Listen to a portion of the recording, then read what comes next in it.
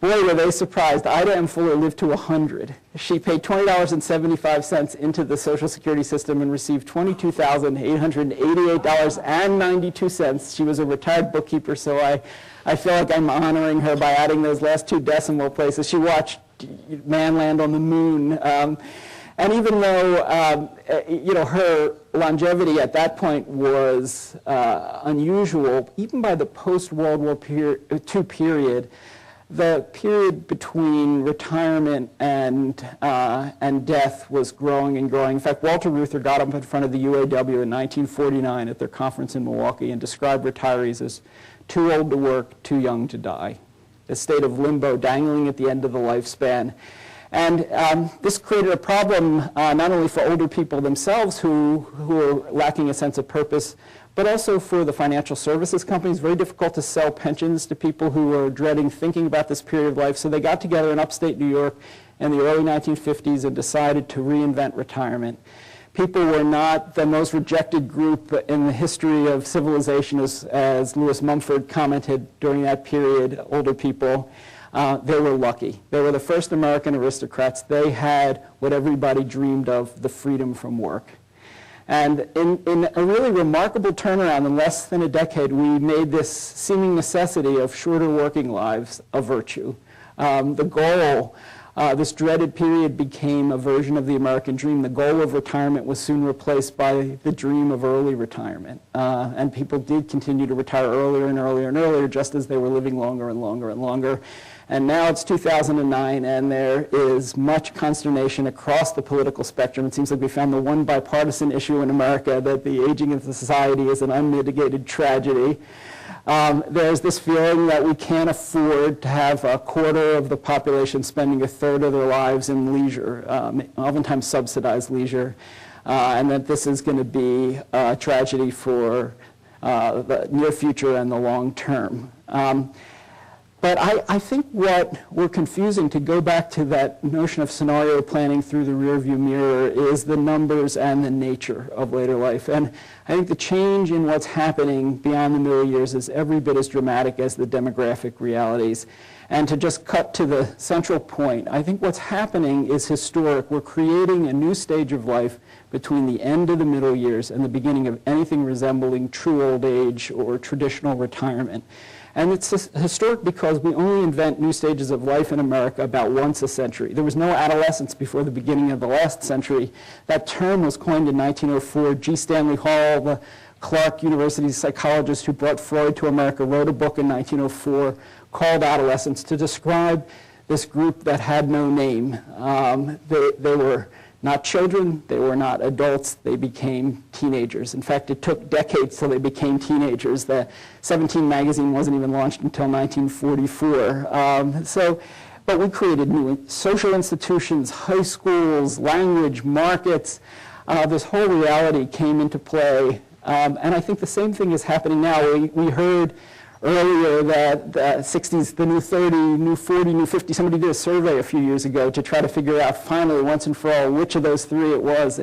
I'd like to submit that 60 is the new 60, that what we're seeing now is not the reinvention of retirement or the reinvention of anything, but actually the invention of something new, which is why it's such an extraordinary opportunity. We have a population explosion, 10,000 boomers a day turning 60 on average, flooding into uncharted territory. Something that could actually be beautiful. In fact, if you go back and read G. Stanley Hall and many of the others who were involved in shaping adolescence, they had a very romantic idea of something that was not only good for individuals, but would be good for the society, which just goes to show you how things can go wrong, too. So there are opportunities, perils at the same time.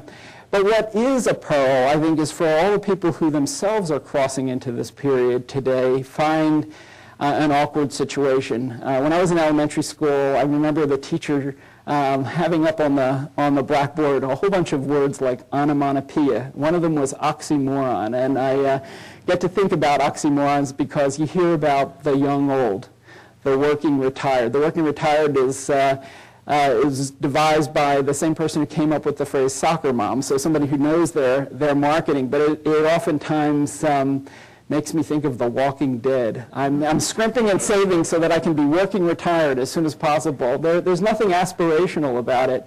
I think we need a new dream for this phase of life, and we do know that people are going to work longer for economic necessity, for the sense of purpose.